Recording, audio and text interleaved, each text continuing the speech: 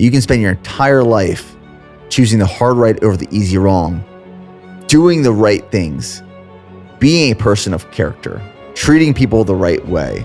And then with one bad or wrong decision, you can lose all of that legacy, all of that trust, all of that compassion, all of that loyalty in a matter of seconds. Like that fast. That's how important these compounding decisions are. The sum of our life's decisions, the small and the large, the sum of those decisions all equate to the person we are on our deathbed and the impact we create and leave on other people, ultimately the legacy that we create and leave.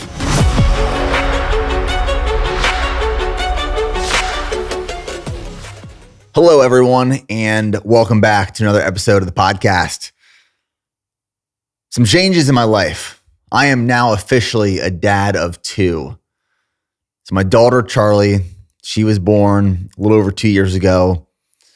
And a few weeks ago, my son, Niko, was born. Niko Austin Bear was born August 10th, 2024, 7 pounds, 2 ounces, just 9 days after my birthday. So now my birthday is sandwiched between my children. My daughter, Charlie's, hers is July 15th. Mine is August 1st. And then my son is August 10th. So we are now officially a family of 4 with 2 dogs. So I guess a family of 6 in the Bear household. And it's changed a lot. I mean, going from 1 kid to 2 kids is very different. Going from 0 to 1 was a massive life transition. But now having a second, knowing what to expect after having a first, the transition is different, but it's still challenging. It's still hard. It's still difficult. And one of the ways that our COO, CFO, Josh Hawley described it to me, because he has 2 kids himself, was in comparison to running. So, when you first start running, say you trained for and complete a half marathon, 13.1 miles. And then you say, I want to be more ambitious. I want a bigger goal. I'm going to go run a full marathon, 26.2 miles. And 13.1 miles didn't feel that bad. So 26.2 should just feel like twice of what the 13.1 felt. Twice the distance, twice the effort, twice the hurt, twice the pain. And it's not necessarily the way it works. That additional 13.1 miles on top of the first 13.1 miles does more cumulative damage mentally, emotionally, and physically. Now, that's not necessarily what I'm correlating to having a second kid is like, but the way Josh explained it to me was you would think that just by having a second child or bringing an additional person into your family, into your life, that it's just twice the amount of work. But the reality is it's much more than that. And me and Steph are in it right now. Niko was born a little bit more than 2 weeks ago, and just trying to navigate new schedules and routines and the lack of sleep. I think right now we're averaging around 4 to 5 hours of sleep a night, and then dedicating just as much time and energy to Charlie as we were previously before Niko was born. It's a season in which we are learning, we're exploring, we're teaching, we're trying. It's a season where you have to endure the process. You have to be patient in your weakness. And sometimes that weakness, for me at least, is patience in itself. And there's a lot of learning right now. There's a lot of growing in the Bear household, not just in numbers of people there, but we're being tested, we're being challenged, and that stress, that stimulus is facilitating an adaptation. That adaptation is growth.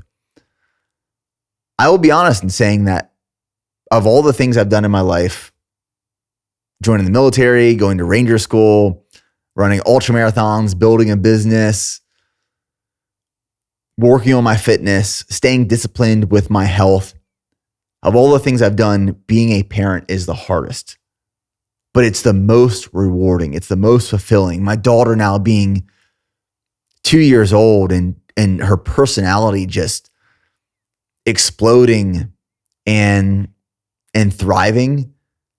I mean, it's a love that I have never experienced ever before in my life. It's truly unique.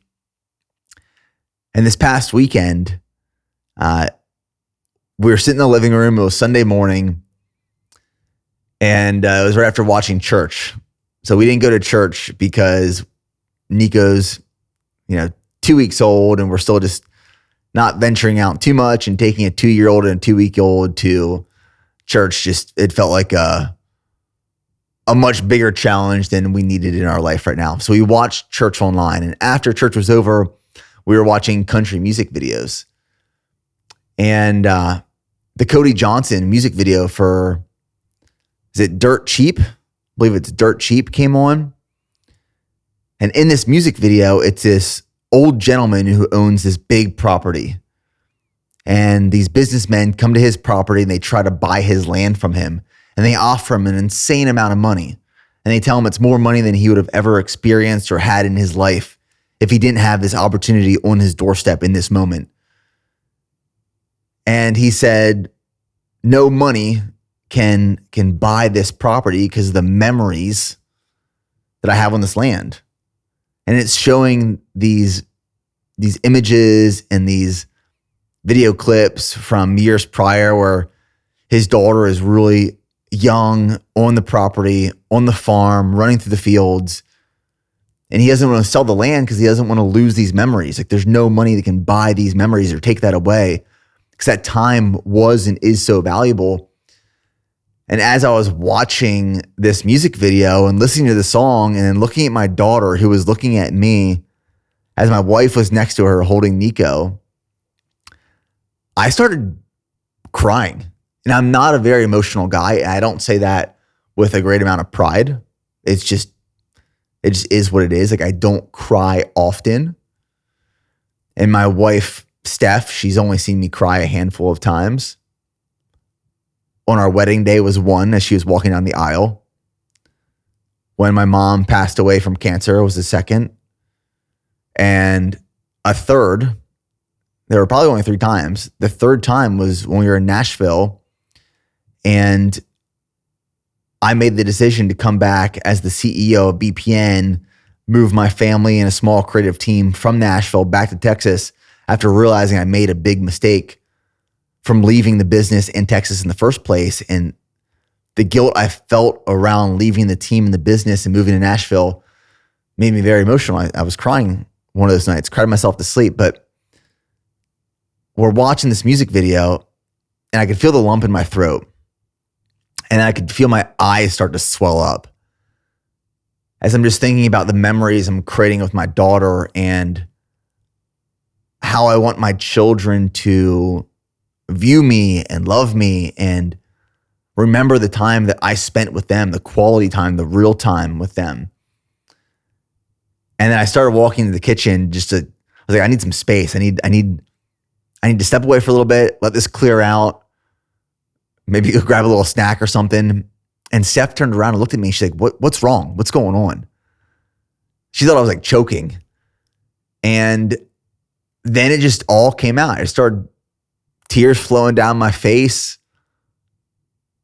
Just started crying, thinking about the memories that I will create with my family, with my children, and the legacy that I'm creating for myself and generations to come that will set them up for success and that they will remember forever and ever and ever. And they will pass down to their children and their grandchildren and their great-grandchildren. And maybe it was a lack of sleep after having a newborn in the house, or just the transition of going from 1 kid to 2 kids. But it was like a really emotional experience for me. That happened this past weekend. And that's what I want to really like hone in on in this episode is legacy. The legacy that we're creating, the legacy that we're leaving. Like, what is legacy? What is not legacy? When I was younger, I used to think that legacy, I would look up to these super successful athletes or entrepreneurs, business owners that were extremely wealthy, that had these massive mansions, all the cars, all the attention. There were movies and newspaper articles all about them. I thought that's what legacy was. I thought legacy was materialistic objects and money that was passed down for generations to come. The legacy of this man who built and sold a business for $1 billion. He took care of his family for generations to come financially. When I was younger, I thought that's what legacy was. That was the only way to create legacy.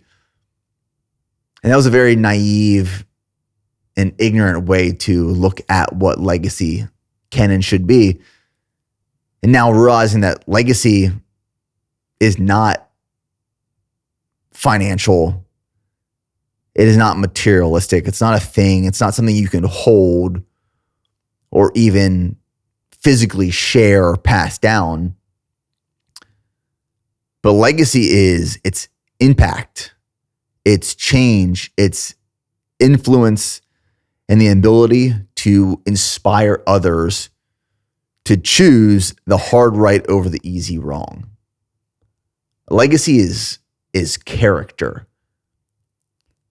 Passing down a legacy is teaching the generations what is right versus what is wrong. How to be courageous and go after the goals that you want to achieve and accomplish. It is inspiring others to have the confidence to pursue a life that is meaningful to them, and the ability to reject conformity based off of what society is telling us to do and what social norms say is acceptable, and pursuing a life that is right and honorable. That is legacy. The legacy that I want to create and leave and pass down is foundational in the way that I want my family, or hope my family, lives by.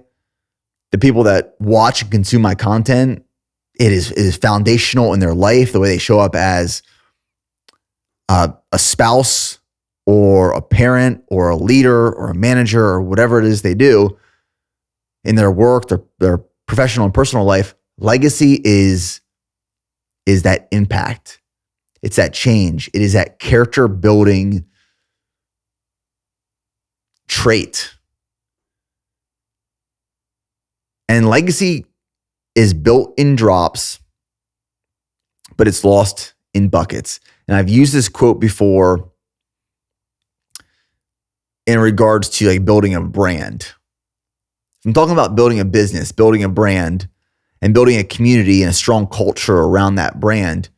You build that brand in drops. And these drops are just like the daily deposits that you create and leave that build this brand into be something that has the ability to resonate with other people. It's shared beliefs and values that other people resonate with and want to join and believe in. And you build it in drops, but you can lose it in buckets. I mean, you can lose it overnight. You can ruin your brand. You can destroy your brand with one bad decision. Literally, seconds. You can lose it in buckets. Same with legacy. You can spend your entire life choosing the hard right over the easy wrong, doing the right things, being a person of character, treating people the right way. And then with one bad or wrong decision, you can lose all of that legacy, all of that trust, all of that compassion, all of that loyalty in a matter of seconds, like that fast. That's how important these these compounding decisions are. The sum of our life's decisions, the small and the large, the sum of those decisions all equate to the person we are on our deathbed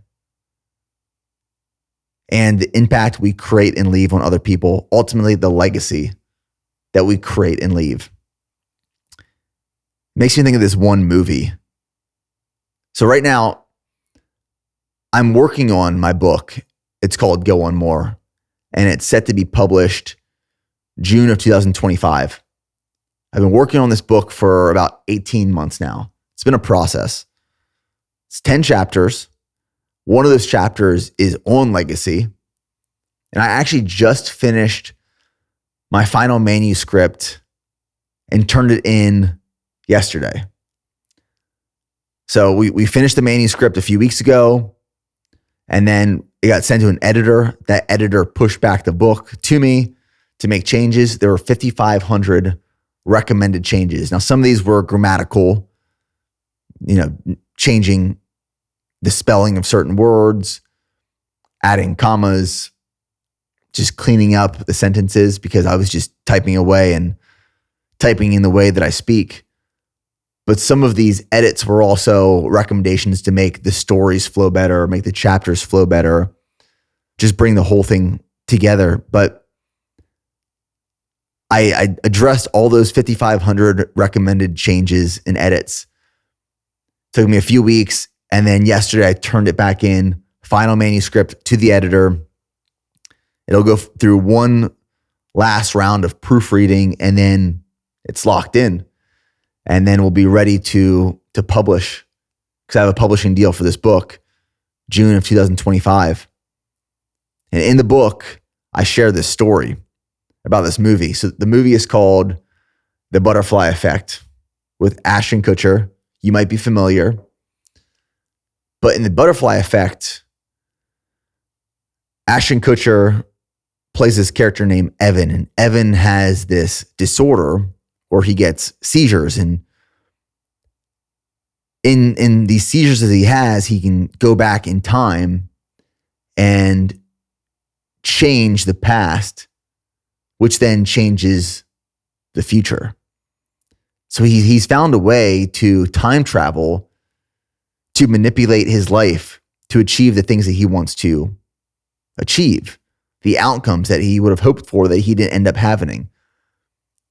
And when he has these seizures and he goes back in time and makes certain changes to certain things that happened, events, relationships, people, decisions, and then he goes back into the future and realizes that these small or large changes that he made had consequences that he never even factored in, that he now has to go back and refix. And he realizes over the course of this movie that these small decisions that he makes, small or large, by going back and time traveling, they don't just affect one part of his life. They affect many parts of his life, and not just his life, but other people's lives as well. Friends, peers, family, people he doesn't even know, it affects their lives. The smallest things that he changes, the smallest. Friendships, decisions, being nice to one person or not nice to another.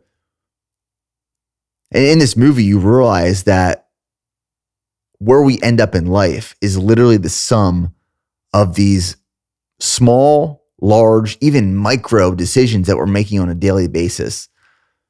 And they all add up. They're all cumulative to where we end up right before we die, for better or for worse.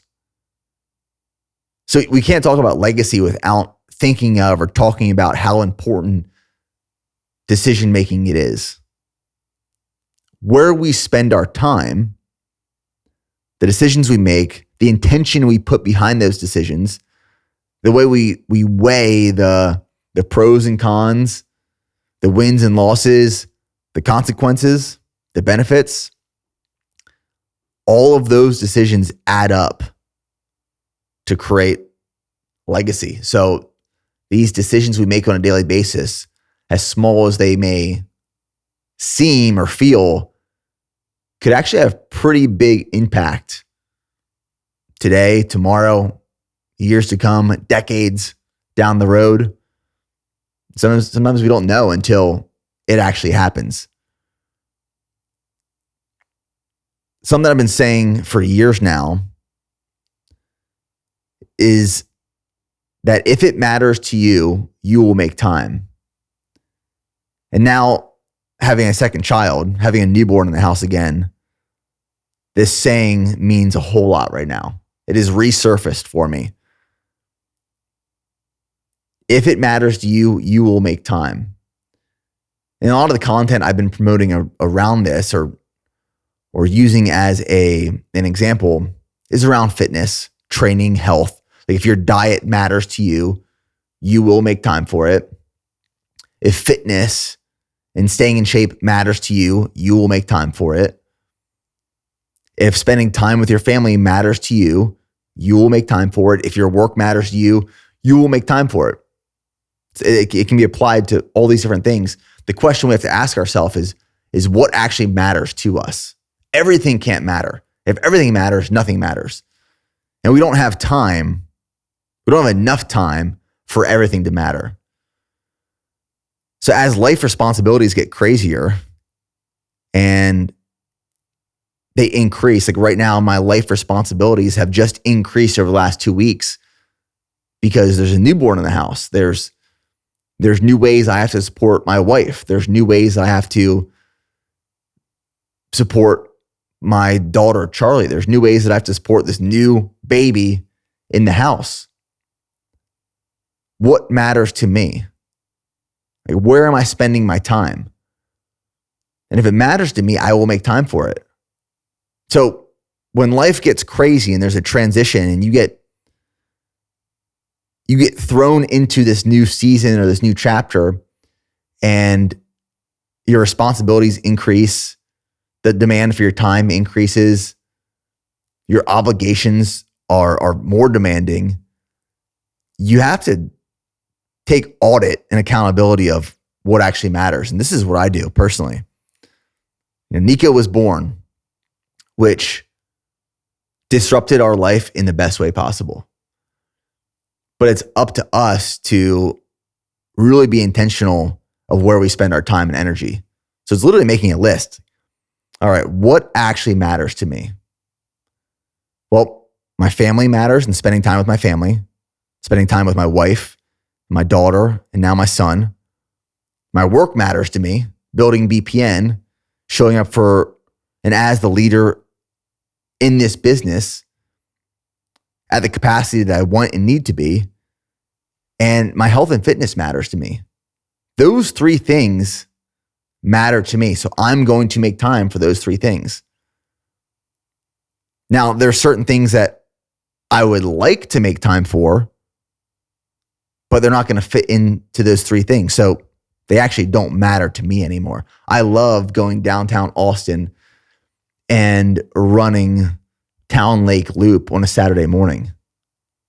But it doesn't matter that much to me because it's a 30-minute drive to and from, and I just don't have that time to take away from my family, my wife, my kids. So running downtown on a Saturday morning doesn't really matter to me anymore. It used to, but it doesn't anymore. There's things that you can spend your time, your money, your energy on that might used to matter to you, but as your responsibilities evolve and change and increase, the things that used to matter might not matter anymore. And that's completely okay. But you have to be honest with yourself. What actually matters to me? And then commit to that's where I'm going to spend time. If it matters to you, you will make time. And something that I was thinking about right after Niko was born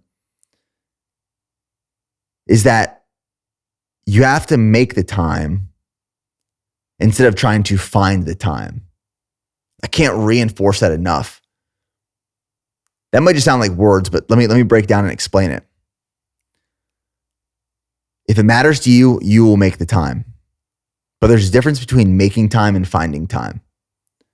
Making time requires forward thinking and backwards planning. So, okay, here's what matters to me. Here's what the next week looks like. I need to make time for the things that matter to me. So that means I'm going to look into that 7-day forecast. I'm going to write down all the things I have on each day. I'm going to create a timeline. And that's going to tell me, by backwards planning, where I can make time to fit in my work. Where can I make time to fit in my meal prep? Where can I make time to fit in my training? Where can I make time to be with my family and not thinking about anything else other than being with my family? We're forward thinking and being proactive and backwards planning to allocate time for these certain things. Now, it doesn't have to be so rigid where like your calendar says from 6 a.m. to 7 a.m., I am blah, blah, blah, blah. From 7 a.m. to 8 a.m., I am blah, blah, blah, blah, blah. From 9 to 10, so on and so forth. It doesn't have to be like that. But you can time block certain things and you can plan appropriately to make sure that you are getting done the things that actually matter to you. That's making time. Forward thinking, backwards planning, having a strategy, and then executing. Finding time is being reactive. Finding time is laying in bed the night before, thinking of all the things you have to get done the next day, not making a plan, not being proactive, not setting an alarm, waking up whenever, and then you start blocking and tackling certain tasks and responsibilities that have to get done. And before you know it, it's 10:30 p.m. You didn't prep any of your food. You did a half-assed job at work. You didn't work out, and you kind of spent some time with the family, but it is what it is. You just couldn't find the time. Well, you couldn't find the time because you didn't make the time. There's a difference between making time and finding time. And it's being proactive. That's how we continue to create and leave legacy. People are going to remember, and when I say people, the people that really do matter to us, our closest friends and family, maybe coworkers, maybe partners, spouses. Those people who are really important to us in our life, they're going to remember not necessarily what we bought them, what we gifted them, where we sent them. They're going to remember the time we spent with them. And they're going to remember if we prioritized that time. My kids are going to know over the next couple of years and decades, they're going to know what mattered to me. I might not even have to tell them what mattered to me, but they're going to know based off of my schedule and where I was at, when I was present, what I was doing with them, how I showed up in the home, the values that I instilled, the purpose that I had behind my work and my family. They're going to know what mattered to me, even if I don't tell them. And that's how they're going to remember me. That's the legacy that I'm leaving. I was thinking about this on a run. I have a few bullet points that I'm going through for this episode. I think a lot about this stuff. I think a lot about podcast episodes when I'm running. Because for me, running is clarity. A lot of people will say this, and my running coach, Jeff Cunningham, has reinforced this. A lot of people will say that they run to clear their head, and that is often inaccurate. People don't run to clear their head because clearing is empty. People run to gain clarity. Clarity is organized thoughts. It's an organized mind. People want clarity from running. They don't want a clear head. So I think about all of these topics when I'm running, and I run with my phone because I run early I typically take off at 5 a.m. I'm done by 6 a.m. And I have my phone with me in the event that my wife needs something, especially with 2 young kids at the house right now. So I carry my phone with me all the time. So one, it's a method of communication, but also as I'm running and something pops in my head and I don't want to forget it, I will be actively running, swiping up, opening my notes app on my phone and typing things down that I want to talk about in a podcast because my mind is so organized and there's so much clarity in that moment that I'm thinking with such great purpose. You know, my thoughts are just so significant to what matters to me in that moment.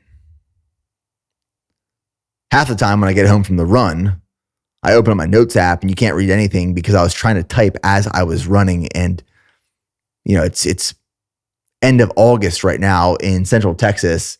When I'm running at 5 a.m., it's still 90 degrees, humid, dripping in sweat. So I'm trying to type in my notes app with sweat beads all over the phone and trying to use a touch screen with a sweaty glass. It's just not, it's not effective. It does not work. But I try to write down as many notes as I can while I'm running. And one of the things I was thinking about on my run the other day was how grateful I am that I started BPN when I did.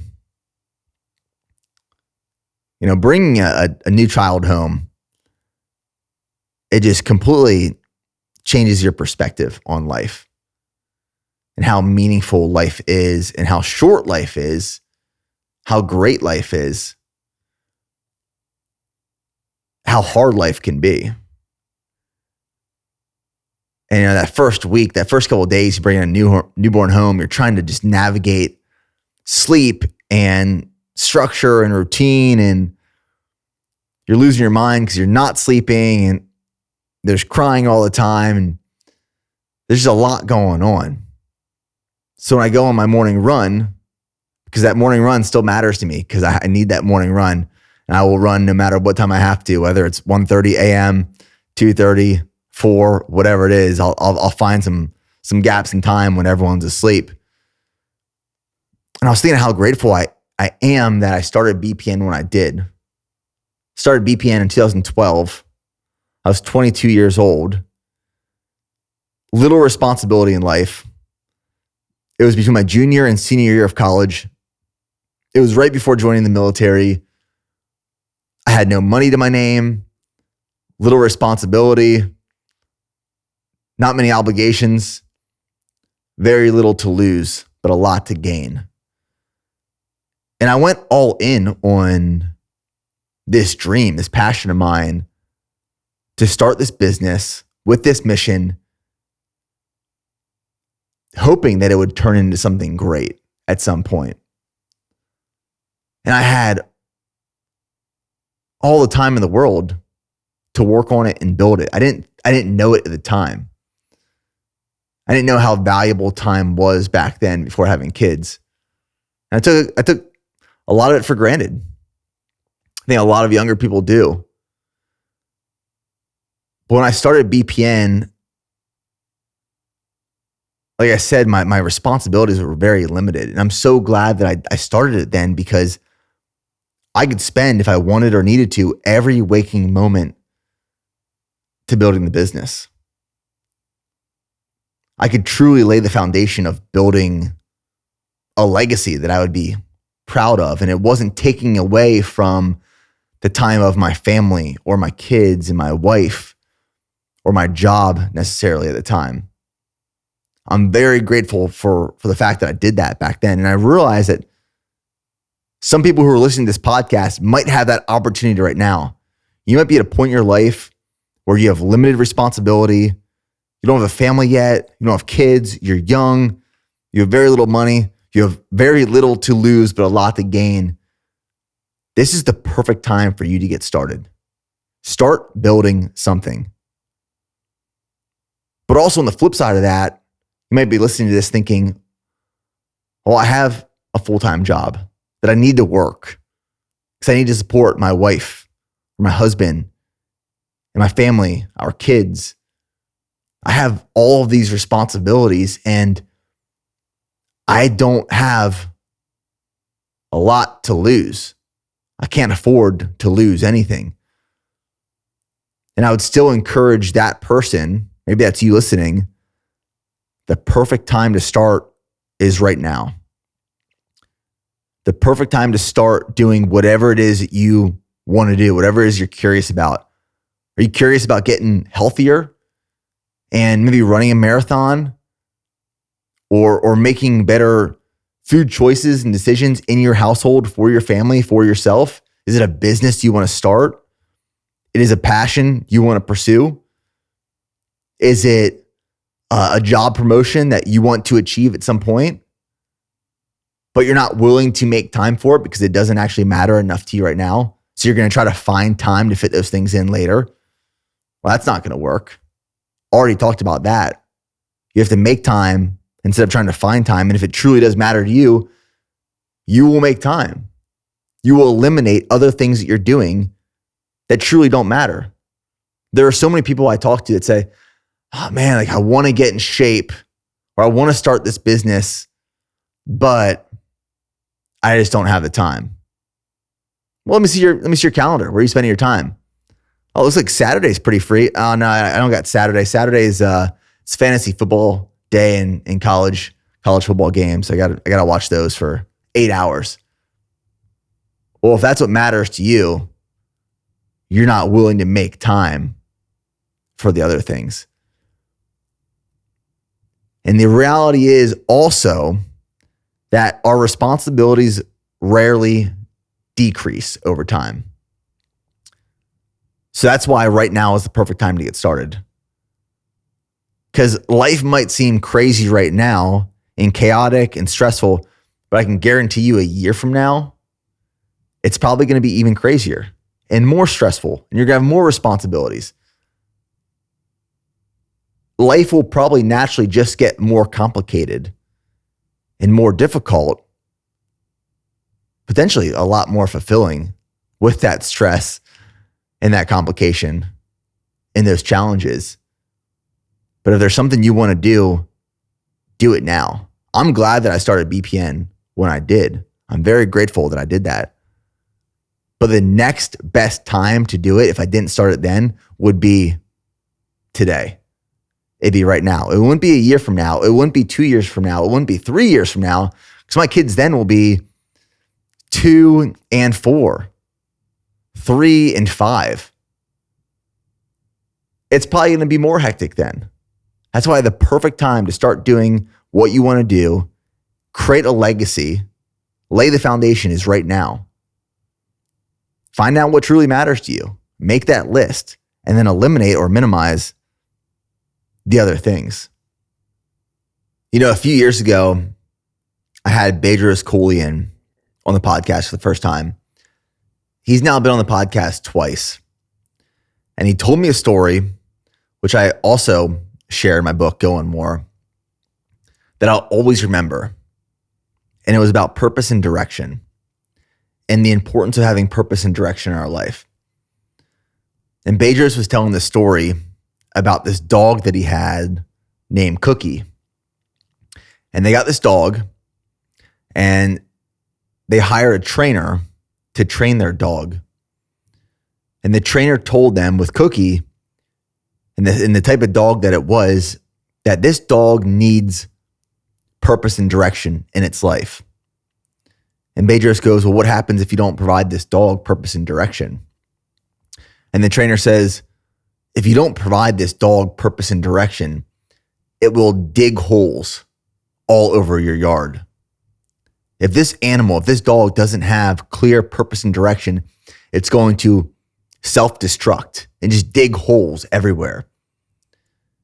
And Bedros instantly said, oh, it's just like us as human beings. If we don't have purpose and direction in our life, we will dig holes everywhere. We will self-destruct. We will erode our full potential. We will destroy our legacy before we can build it. So Cookie, his dog, was provided purpose and direction in the home. so that it didn't self-destruct and this dog didn't dig holes all over the yard. That's just like us as people, like to truly build and create a legacy that we're proud of, that our family will be proud of, that's passed on from generation to generation. We need purpose and direction in our life. There's a few different ways to look at purpose. I know purpose is like this big, lofty word. People used to ask me all the time, what is your purpose? Find your purpose. It's like, what's my purpose? My purpose is to change the world. You know, it's something like you just throw out this Hail Mary. I'm going to change the world. I'm going to save planet Earth. And I didn't know how to answer that for the longest time. And I view purpose in a few different ways now. Like my life purpose, why am I here on earth? Why are we here on earth? If you're a Christian, if you have a foundation of faith like me, my purpose is to be more Christ-like. It is to follow the word and the message of Jesus. That is the big purpose. It is to be more Christ-like so that when we're done living this worldly life, we can live eternal life in heaven. That's like the overarching purpose of my life. But then there's purpose in your work. There's purpose in missions, meaningful missions that you pursue and set out to achieve. Like there's purpose behind me going after certain physical fitness goals. There's purpose behind why I want to build BPN. There's purpose behind the way that I show up as a father, as a husband, as a family member, as a leader in my business. There's the life purpose, and then there's work and mission and project purpose. But we need purpose. We need direction, because if we don't have those things, one, you're going to dig holes in your own yard, like Badger's dog Cookie, but also you have no North Star of what you're working towards or working on. You're just aimlessly setting out to achieve something that lacks intention, that lacks clarity, that lacks purpose. And it's really hard to build a strong foundational legacy without purpose and direction. That's actually one of the reasons I got this tattoo on my forearm. So this tattoo that I've wanted to get for a long time now, I got in Nashville, and it's a lighthouse. And this lighthouse has these waves coming off of my hand into my wrist, into my forearm, that are crashing up against the lighthouse. And then there is this octopus, these tentacles that are wrapping around the lighthouse, pulling it down, and all these things are coming at it from the bottom, but the light of the lighthouse still shines. And a lighthouse for me provides direction. It has very clear purpose. Its purpose on shore is to guide these ships out at sea into where they need to come back to. It is foundational. It is strong. It is embedded into the earth. And it's most useful when the storms are the greatest, when waves are crashing and it's raining and there's lightning and thunder and the skies aren't clear. The lighthouse is this one thing that when it is in the moment of the darkest times, it is this shining light that guides the ships lost at sea back to where they need to be. It has a very clear purpose and direction. And all these other things are going to try and tear it down, like the water and the creatures of the sea and just natural erosion. But when built properly, they last hundreds of years with very clear purpose and direction. There's so much meaning behind that, where even when times get dark and the world becomes evil and everyone is against you and people become They become conformed to what is accepted, which may be good or bad. It is really important when focusing on building a legacy that you want to be proud of, and it's foundational for you and your family and generations to come. Be the light, be the lighthouse in moments of complete darkness. When it is just pure evil and dark and destructive, be the lighthouse. And the last thing I want to talk about in regards to legacy is something that I more so recently grew with and learned the hard way. When I think about legacy and what I want to teach my family, I want to teach my kids, I want people to learn from me through these different platforms that we create content for, the podcast, YouTube, social media platforms, the book that I'm writing. My mission with those projects that I'm working for or working on is to create impact and help people choose the hard right over the easy wrong. And this last thing I want to talk about is all about the difference between enemies and allies. I used to view everyone who was a competitor to me, everyone pretty much outside of my direct friends and my direct business, I viewed as an enemy. I didn't think that there was enough room in the world for everyone to win. And that if I wasn't winning, that I was losing. And if someone else was winning, I was losing. And if someone else was winning more than my wins, I was still losing. And I started to view everyone as a competitor. I started to view a lot of people as enemies just because they were doing better than me. They were maybe in my same space. Maybe they weren't in my same space. And it was a really immature and horrible place to be operating from. And I eventually realized that these people were only enemies to me because I was making them my enemies. If you view someone as your enemy, they will become your enemy. If you view someone as an unhealthy competitor, they will be an unhealthy competitor. The reality is there's room in this world for everyone to win. And just because someone is winning in your same space, an adjacent space, or a completely different space doesn't mean that you are losing by any means. There is room for everyone to have some wins here. And I was listening to this podcast. It was one of the Founders episodes with David Senra. And he was talking about this dinner that he had with John Mackey. And John Mackey is the founder of Whole Foods. Whole Foods is based out of here in Austin, Texas.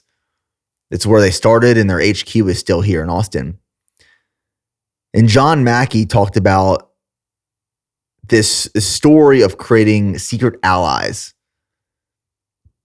And when he first got started with his natural grocery store, Whole Foods, it was just one store. Just one store in this 3-story house in Austin, Texas. And when you just have one store and you're buying food from a wholesaler, a distributor, if you're not buying in these massive volumes, you don't get great pricing. The more volume you purchase, the better pricing you get. So if you have 10 stores, you get better pricing. If you have 100 stores, you get even better pricing. If you have 1,000 stores, you might get the best pricing possible. So it's priced by volume. When you have one store, you're not getting really good discounted pricing. And John recognizes early on, and he had all these competitors in the space, all these other people who had grocery stores and natural grocery stores. So what he ended up doing is actually turning these competitors or turning these enemies into allies. And he created this secret alliance where he went to all these other natural grocery store chains that were small. And they created a group so they could all go in together to buy food from these wholesalers and distributors. And because they were buying in greater volume together, they were getting better discounted pricing. And he realized in that exercise, through that experiment, that everyone can win. And just because your competitor is winning doesn't mean that you are necessarily losing. My whole message behind that story is that part of me building my legacy and the way that I think about it is I want to teach my kids, I want to teach people how to live a life that I believe is filled with integrity and character and transparency and being empathetic and kind, but also really ambitious and very hardworking. And I don't want my kids to make the same mistake that I made. I don't want you to make the same mistakes that I made, where I viewed everyone as an enemy. And because I viewed them as an enemy, they actually became an enemy. From both sides, we were enemies from each opposing side. But if you don't view everyone as an enemy and you actually view them as an ally and you approach it with healthy competition and kindness and warmth, but also still in ambition and a hardworking mentality, they don't necessarily have to be an enemy. And we don't need all these enemies in the world. We really don't. And if you want to make everyone an enemy and view everyone that way, we'll just know that that's the legacy you're creating. That's part of your character. That's part of your identity. That's what you're teaching to the generations that come after you. And does that help them, or does that actually hurt them? So those are some of the things that I've been thinking about recently in regards to legacy building, especially in the 2 weeks that my son, Niko Austin Bear, has been born, which has been a crazy 2 weeks. And I'm really excited for the future of my family, watching my kids grow, cry over some more Cody Johnson music videos with them, and really teaching them how to choose the hard right over the easy wrong and build a legacy that they're proud of.